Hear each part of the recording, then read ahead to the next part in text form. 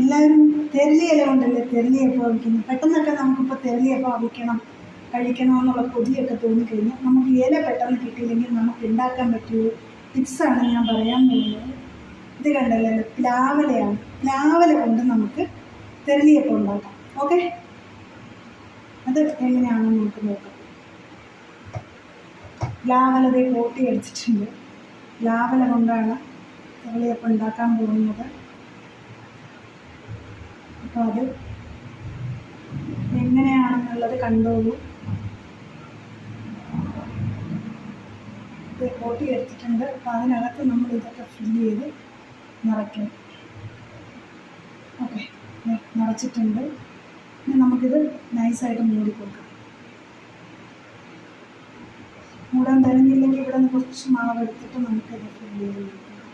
Okay, അപ്പോൾ തെരളിയപ്പം ആയിട്ടുണ്ട്.